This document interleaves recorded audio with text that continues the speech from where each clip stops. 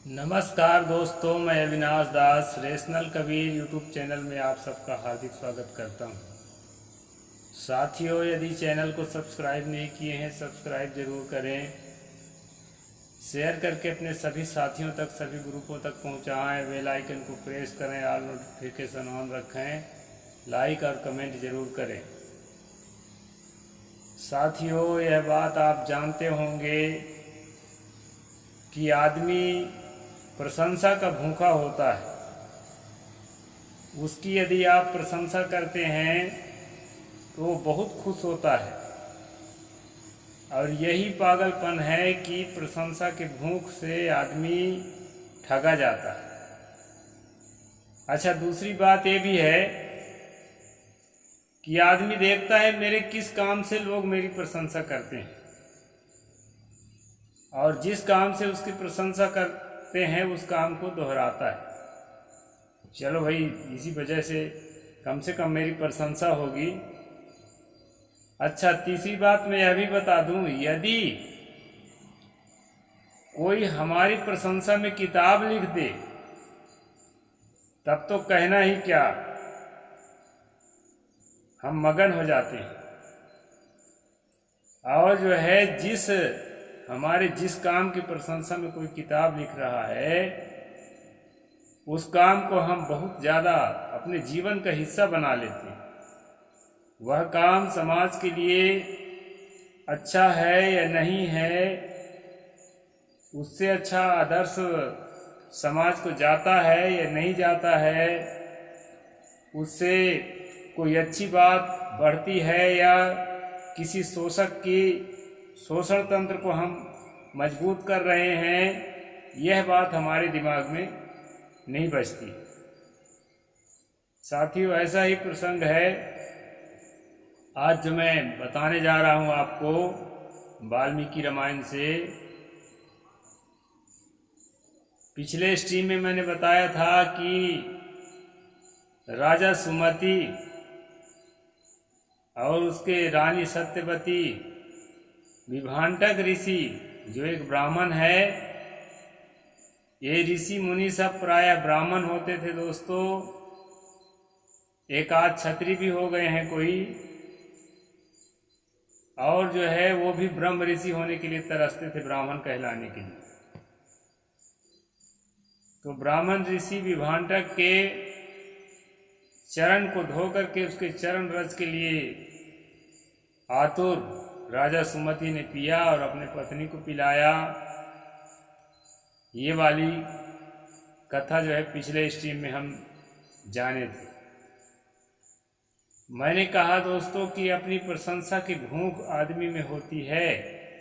मौखिक प्रशंसा और लिखित प्रशंसा की भूख में ज़्यादा होती है।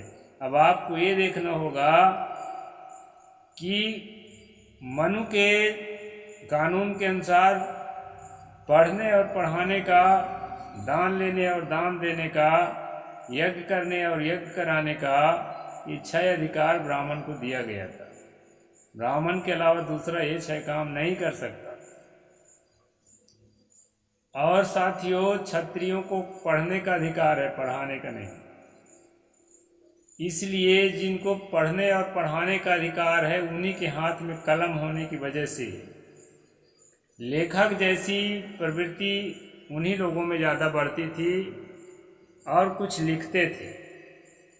अब जिनके हाथ में कलम है और लिखने का काम है, यदि उनके हाथ से हमारी प्रशंसा लिखी जाए तो पीढ़ी दर पीढ़ी जो है, जब तक किताब बिकेगी तब तक हमारी प्रशंसा चलेगी। इसलिए हम उसके प्रशंसा के पात्र बनने के लिए उतारू हो जाते हैं, तत्पर हो जाते हैं। ये मनुष्य की बहुत बड़ी कमजोरी है। यदि हमारे अंदर ऐसी कमजोरी है तो इसके प्रति हमको सावधान होना जरूरी है। आगे क्या करते हैं दोस्तों, विभांटक ऋषि जो ब्राह्मण है सुमति के साथ, उसको मैं बता रहा हूं। जब उसने पैर धोकर के पिया तो बहुत खुश हुआ कि चलो भाई, मेरा पैर धोकर पीता है, और वो प्रशंसा करने लगा। और क्या प्रशंसा किया है उसको मैं सुना रहा हूं। राजन् यत्युक्तं भवता तत्सर्वं त्वत्कुलोचितं विनयावन्ताः सर्वे परम श्रेयो भजन्ति ही। राजन, तुमने जो कुछ कहा है वह सब तुम्हारे कुल के अनुरूप है। यानी तुम क्षत्रिय हो, क्षत्रिय के लिए यही जरूरी है कि वो ब्राह्मण के सामने विनम्र होकर के झुके, उसके चरणों को धो करके पिए। ये क्षत्रिय के लिए जरूरी है, इसी में उसकी प्रशंसा है। जो इस प्रकार विनय से झुक जाते हैं वे सब लोग परम कल्याण के भागी होते हैं। वो जो है स्वर्ग प्राप्त करते हैं, मरने के बाद कल्याण प्राप्त करते हैं, भगवान का धाम उनको मिल जाता है। इस तरह से विभांडक ऋषि राजा से बोल रहे हैं। प्रीतोस्मि तव भूपाल सन्मार्ग परिवर्तिनः स्वस्ति तेस्तु महाभाग यत् पृच्छामि तदुच्चाम। भोपाल, तुम सन्मार्ग पर चलने वाले हो, मैं तुम पर प्रसन्न हूँ। महाभाग, तुम्हारा कल्याण हो, मैं तुमसे जो कुछ पूछता हूँ उसे बताओ। अब यहाँ जो है यह ऋषि प्रश्न पूछ रहा है, क्योंकि ये रामायण का महात्म्य चल रहा है दोस्तों। यहाँ पर लेखक का मुख्य उद्देश्य है कि राम कथा को दूसरी कथाओं से ज़्यादा बेहतर कैसे प्रस्तुत किया जाए। यानी तमाम तरह के भागवत पुराण और शिव पुराण और क्या क्या बहुत सारे पुराण होते हैं, उन पुराणों की कथा भी चलती थी, अभी भी चलती है। तो रामायण की कथा उन कथाओं से ज़्यादा बेहतर है, ज़्यादा फलदायक है, ज़्यादा फायदेमंद है। इसको हम कैसे प्रस्तुत करें लोगों के सामने कि हमारी दुकान चले, इसके लिए यहाँ पर एक कथा बना करके और ये राजा से पूछा जा रहा है कि हे राजन, बहुत सारे पुराण हैं, उन सबको छोड़ करके तुम रामायण पर ही इतना ज़्यादा लट्टू कैसे हो गए। तो यहाँ पर पूछ रहे दोस्तों, हरि संतोष का न्यासन पुराणानि बहून्यपि माघे मासे चोद्योतोस्ति रामायण परायणः तव भार्यापि साध्वीयं नित्यं राम परायणा किमर्थमेदं वृत्तं यथावत् वक्तुर्मर्हसि। यहाँ पर कहते हैं, यद्यपि भगवान श्री हरि को संतुष्ट करने वाले बहुत से पुराण भी थे जिनका पाठ तुम कर सकते थे, तथापि इस माघ मास में सब प्रकार से प्रयत्नशील होकर जो तुम रामायण के ही पारायण में लगे हो, तथा तुम्हारी यह साध्वी पत्नी भी सदा जो श्री राम ही के आराधना में रत रहती है, इसका कारण क्या है, यह वृत्तांत जो है मुझे यथावत रूप से बताओ।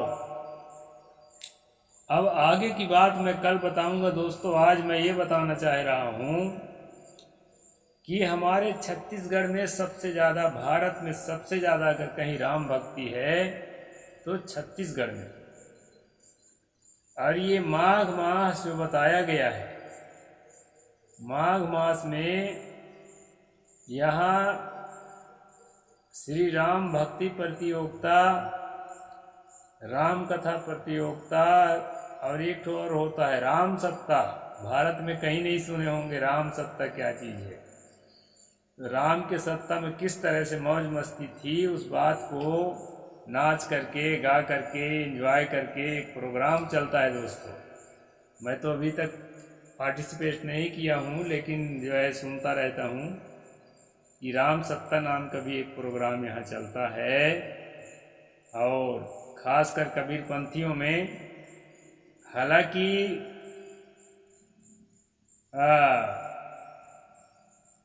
जो रघुवंशी अपने आप को कहते हैं, राम के वंशज मानते हैं, वो लोग कबीर भक्त होते हैं, राम भक्त नहीं होते।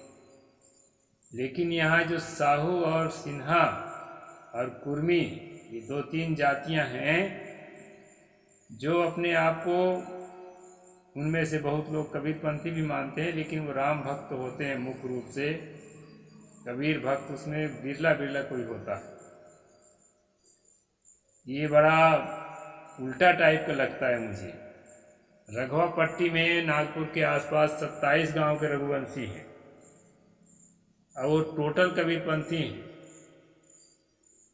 और वो श्री राम को अपना पूर्वज मानते हैं, भगवान नहीं मानते। भगवान कबीर साहब को मानते हैं। हमारे जैसे पारखी नहीं है, भगवान मानते हैं वो, लेकिन कबीर साहब को मानते हैं। तो इस तरह से दोस्तों यहाँ मैं खास ये बात बताना चाहता हूँ कि ये माघ मास में छत्तीसगढ़ में जो है जगह जगह राम कथा आयोजन होता है। हालांकि वाल्मीकि रामायण नहीं पढ़ते वो लोग, तुलसी के रामचरितमानस पढ़ते हैं। तो इस तरह से होता है। यहाँ पर आज के प्रसंग में ये बताने का प्रयास किया है कि जो छत्री है, जो राजा है, उसके कुल को तभी शोभा है, अपने कुल की उसकी मर्यादा यही है कि ब्राह्मण के सामने विनय से झुक जाए और हमेशा उसके चरणों के रज के लिए ललायित रहे, तब उसकी प्रशंसा लिखी जाएगी। जिसके हाथ में कलम है वही तो प्रशंसा लिखेगा और उसका नाम जो है युगों युगों तक चलता रहेगा। और इस लालच में दोस्तों छत्री लोग कितने तो वैसे हैं जो पालतू कुत्ते की तरह जो है जी हुजूरी करने में लग जाते हैं, शिक्षा के अभाव में, समझ के अभाव में। साथियों, छत्रित्व एक गर्व का विषय होना चाहिए। जाति के हिसाब से नहीं मैं कहता, लेकिन वो जो पेशा दिया गया है, और जो है ब्राह्मण भी जब अपनी प्रशंसा चाहता है तो क्षत्रियत्व दिखाकर अपनी प्रशंसा कराता है। क्योंकि ब्राह्मणों में व्यास वशिष्ठ किसी की आराधना नहीं की जाती है, उनके प्रति भाव रखते हैं, श्रद्धा रखते हैं। लेकिन जब भी उनको अपना शीर्ष का नेता चुनना होगा तो परशुराम को चुनते हैं। जबकि परशुराम का कर्म क्षत्रित्व जैसा था, और क्षत्रित्व जैसा था, थोड़ा घिनौना भी था, अपनी माँ की हत्या भी कर दिया था वो आदमी। तो फिर भी उसको अपना जो है परम आराध्य माना जाता है ब्राह्मणों में। तो जब भी गर्व का विषय आता है तो क्षत्रियत्व में ही गर्व करते हैं, ब्राह्मण भले हो। तो इस तरह से दोस्तों ये समाज में देखा जाता है। ऐसा मैंने देखा है जो आपके सामने प्रस्तुत किया। साहेब बंदगी, जय जोहार, जय भीम, जय भारत।